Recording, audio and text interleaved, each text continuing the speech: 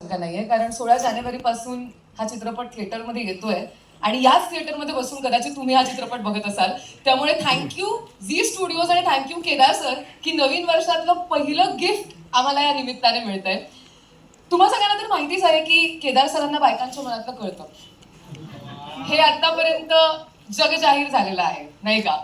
पण जेव्हापासून केदार सरांना सासू सुनेच्या मनातलं कळतं, हे लोकांना कळलंय, तेव्हापासून महाराष्ट्रातले जे समस्त पुरुष आहेत ते फार एक्साइट झालेले आहेत.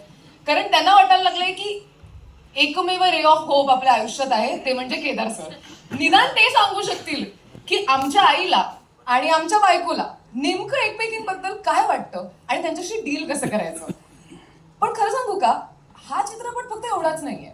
ह्या चित्रपटात अजून बऱ्याच इंटरेस्टिंग गोष्टी आहेत. कारण केदार सर नेहमीच कोणताही चित्रपट जेव्हा करतात तेव्हा वरकरणी जरी तो प्रचंड उत्साही आणि एनर्जेटिक आणि गमतीशीर आणि विनोद आणि हशा पिकवणारा असला तरी सुद्धा त्याच्या आत एक अशी छोटीशी लेअर असते जी आपल्या भावभावनांशी फार छान तंतोतंत जुळते आणि आपल्याला काहीतरी सांगू पाहत असते. आता या चित्रपटामध्ये ती नेमकी काय हे मी तुमच्यावरती सोडणार आहे की तुम्ही ओळखा जेव्हा तुम्ही फिल्म बघाल किंवा आज ट्रेलर बघाल. पण एक एक म्हण आहे जी आपल्याकडे खूप प्रसिद्ध आहे आणि ती म्हणजे एकाच नाही, प्रत्येकच यशस्वी पुरुषाच्या मागे एक स्त्री असते. आय एम शुअर आपण सगळ्यांनीही ऐकले, नाही का? किती पुरुष आहेत तिथे ज्यांनाही मान्य आहे, ज्यांनी हात वर नाही केलेत ना, इथे वरती पण आम्ही कॅमेरा लावले, तुमच्या घरापर्यंत पोहोचवणार फुटेज. हा, पण ही म्हण थोडीशी जुनी झाली. आता एक नवीन म्हण आम्ही तुमच्या समोर मांडू इच्छितो आणि ती अशी की प्रत्येक यशस्वी पुरुषाच्या मागे एक स्त्री असते हे झालंच, पण प्रत्येक स्त्रीच्या मागे यशस्वी नाही, प्रत्येक कुठल्याही परिस्थितीतल्या कधीही कुठल्याही स्त्रीच्या मागे जेव्हा एक स्त्री उभी राहते तेव्हा क्रांती घडते. आणि ही क्रांती आपल्याला भेटायला येणार आहे 16 तारखेला, 16 जानेवारीला. अगं अगं सुनबाई काय म्हणताय सासूबाई या चित्रपटाच्या माध्यमातून. झी स्टुडिओज आणि सनफ्लावर स्टुडिओजची निर्मिती असलेला हा चित्रपट तुम्हा सगळ्यांच्या भेटीला येणारच आहे. पण आज आपल्यामध्ये जशी या टीम्स पैकी बरीच मंडळी आहेत, म्हणजे कास्ट आणि क्रूची बरीच मंडळी आहेत, सगळे पत्रकार मित्रमंडळी आहेत, तसंच झी स्टुडिओजच्या टीम मधले सुद्धा अत्यंत महत्त्वाचे लोक या आपल्या ऑडिटोरियममध्ये आता बसलेले आहेत. सगळ्यात आधी मी तुम्हाला विनंती करते की जोरदार टाळ्यांनी स्वागत करूया भवेश जालवलेकर सरांचं. झी स्टुडिओज मराठीचे बिझनेस हेड आहेत आणि अशा इंटरेस्टिंग गोष्टी आपल्यापर्यंत पोहोचवण्यामध्ये त्यांचा अत्यंत महत्त्वाचा हात आहे. त्यासोबतच Zee studios distribution head Girish Johari sir, माफ करा गिरीश जोहर सर, त्यासोबतच त्यांच्या टीमपैकी सादिक चितळीकर. मी ह्यांच्यासाठी तुम्ही टाळ्या वाजवा खास करून यासाठी सांगते की चित्रपट बनतो पण तो संपूर्ण महाराष्ट्रापर्यंत पोहोचवण्याचं, प्रत्येक रसिक प्रेक्षकांच्या मनात त्यांनी घर करावं यासाठी लागणारी जी काही मेहनत असते ती सगळी ही मंडळी घेत असतात. त्यामुळे या मंडळींच्या शिवाय एखादी उत्तम गोष्ट तुमच्यापर्यंत आमच्यापर्यंत पोहोचणारच नाही. त्यामुळे अत्यंत महत्त्वाचा वाटा आणि अत्यंत महत्त्वाचं श्रेय त्यांचं आहे. एकदा जोरदार टाळ्या त्यांच्यासाठी वाजवा. आज या चित्रपटाचा ट्रेलर लॉन्च तर आहे, पण जेव्हा टीजर आला होता तेव्हा सुद्धा बरीच धमाल उडालेली. म्हणजे मी कॉमेंट्स वाचत होते, सर अर्थातच तुमचं नाव तिथे असल्यामुळे जो लोकांना विश्वास आहे त्या कलाकृतीवरती तो तर दिसतच होता, पण सासू सुनेचं नातं म्हटल्यानंतर लोक फार मजेशीर कॉमेंट सुद्धा करत होते. म्हणजे आणि त्यापैकी बऱ्याच कॉमेंट्स पुरुषांच्या होत्या, कारण त्यांना फार क्युरिओसिटी होती की नक्की काय घडणार आहे.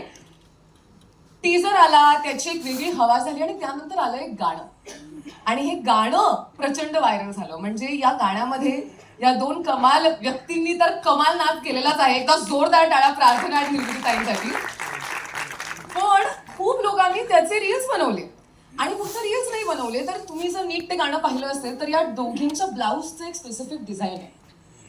अनेक लोकांनी ते डिझाईन कॉपी केलं, त्या पद्धतीच्या साड्या घेतल्या, बनवून घेतल्या, त्या नेसल्या आणि त्याच्यावरती डान्स रील्स बनवलेत. आणि सगळ्यात इंटरेस्टिंग गोष्ट की अनेक सासू सुनेच्या जोडीनी हे डान्स रील्स बनवलेत. त्यामुळे मला असं वाटतं एका अशा कलाकृतीचा जेव्हा एक पहिली झलक लोकांसमोर येते आणि हा रिस्पॉन्स असतो तर आपण इमॅजिन करू शकतो 16 तारखेला काय होणार आहे. या गाण्यासाठी खास टाळ्या आणि या गाणं जिने गायले ती वैशाली ताई आपल्यासोबत आहे. वैशाली सामंतसाठी सुद्धा जोरदार टाळ्या.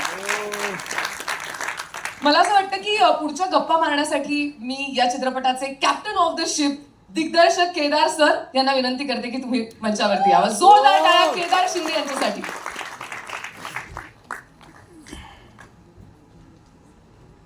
थँक्यू. नमस्कार सगळ्यांना. सर 16 तारखेला चित्रपट येतोय. मला असं वाटतं तुम्ही मगाशी म्हणालात तसं बायकांशी रिलेटेड तुमचा चित्रपट जेव्हा येतो तेव्हा पता नाही कैसे मैं आ ही जाती हूँ. म्हणजे बायपणच्या वेळेला सुद्धा मला आठवतंय मी होते आणि तेव्हाही आपण खूप धमाल केली ट्रेलर लॉन्चला आणि आजही मला पूर्ण गॅरंटी आहे की आपण खूप मजा करणार आहोत. पण आत्ता काय भावना आहेत? आज तो दिवस आहे 16 जानेवारीला चित्रपट येणार आहे. मी ना 1973 साली जन्माला आलो. आईच्या ज्या भावना असतील ना 16 जानेवारीच्या आधी त्या आत्ता माझ्या आहेत. वा. कारण जवळजवळ आता मी प्रेग्नेंट आहे आणि माझं बाळ 16 जानेवारीला येणार आहे आणि 16 जानेवारीला माझ्या मते मी पुनर्जन्म घेईन, पुन्हा एकदा जन्माला येईल असं. कारण असं काही ठरवून नाही म्हणत आहे मी, पण ना आपल्याकडे आपली स्वतःची टेंडन्सी आहे ना की आपण जे झालेलं आहे ना त्याच्याबद्दल फक्त विचार करू. म्हणजे मी आतापर्यंत कुठल्या कुठल्या कलाकृती केल्या या रसिक प्रेक्षकांना माहिती आहे, त्याचा विचार असतो.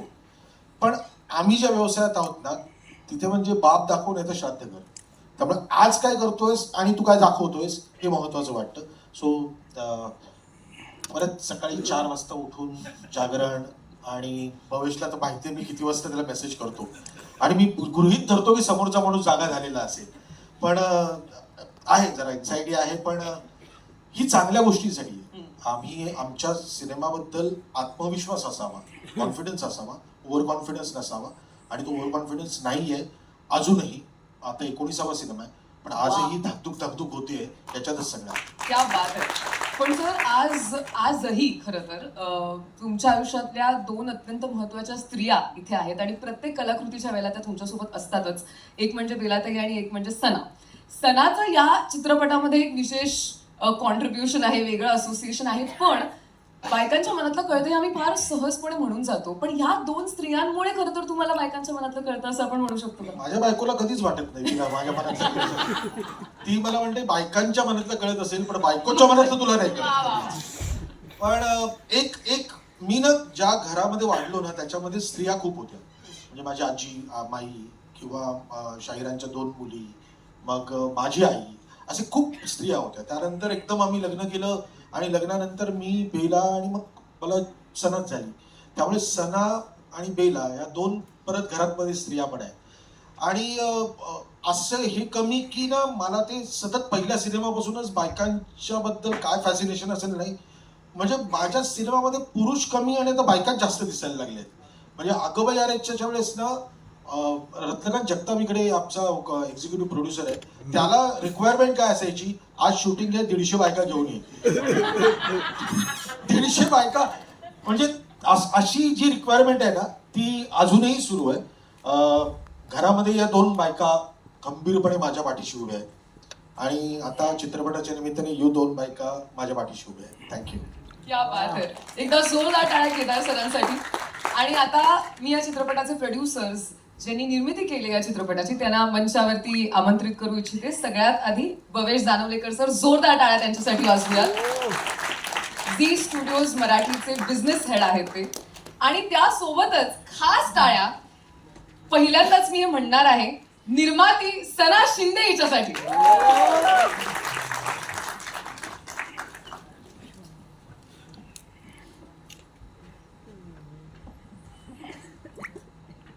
या दोघांसोबतच अर्थातच मी अजून एका व्यक्तीसाठी विनंती करणार आहे की तुम्ही जोरदार टाळ्या वाजवा. ते आत्ता इथे नाहीयेत पण अर्थातच त्यांच्याशिवाय हे काहीच घडलं नसतं. जोरदार टाळ्या उमेश कुमार बन्सल यांच्यासाठी वाजवूयात.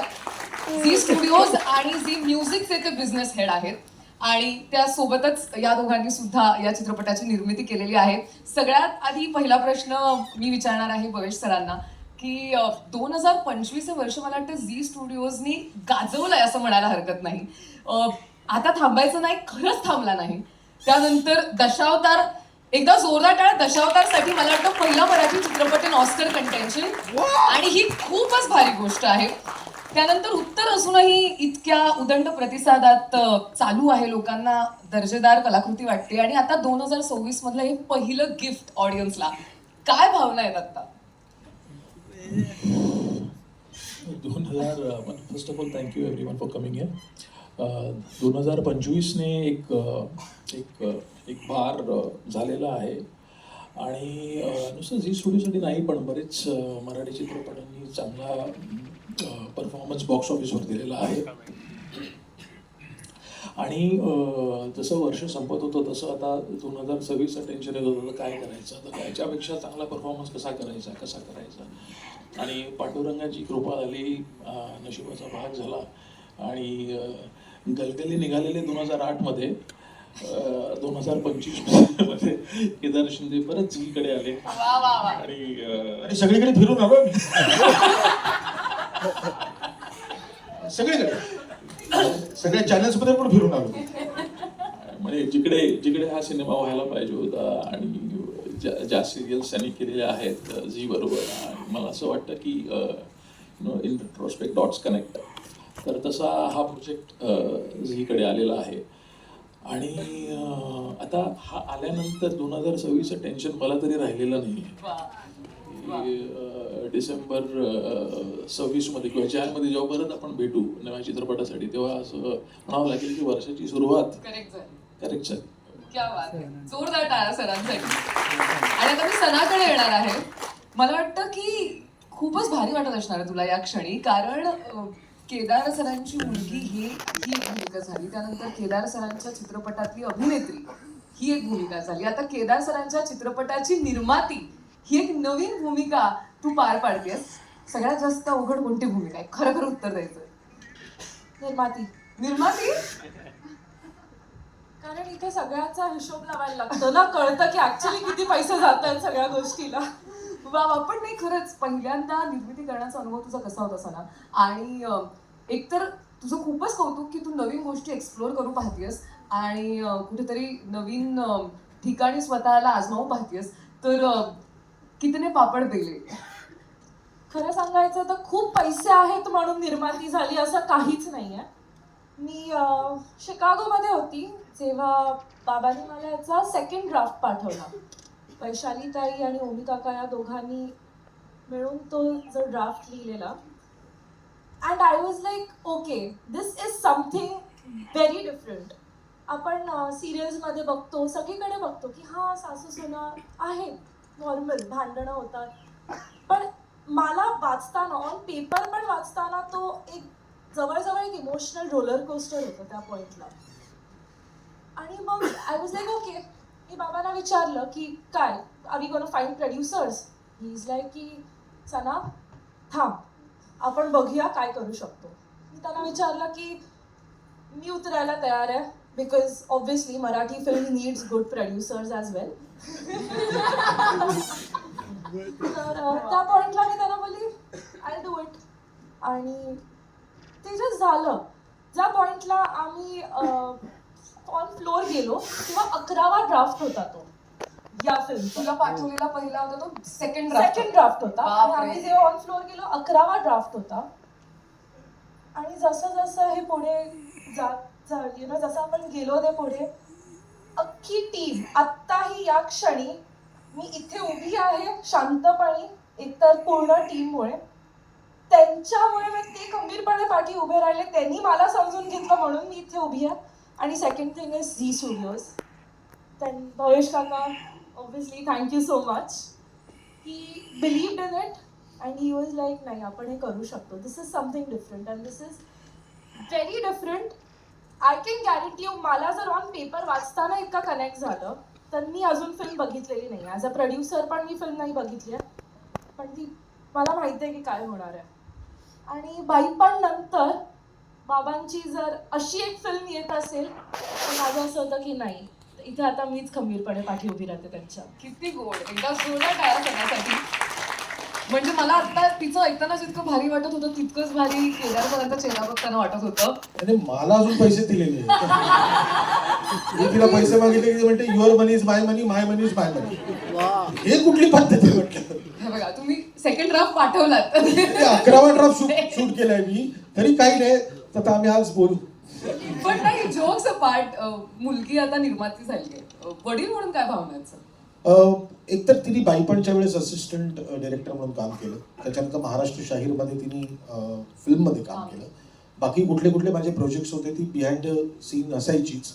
तिला स्वतःला निर्मिती करावीशी वाटते ना, कारण हा सिनेमा जेव्हा कधी लोकांसमोर येईल तेव्हा मी तुला सांगितलं अशी खंडीवर सिनेमा करण्याची गरज नाही.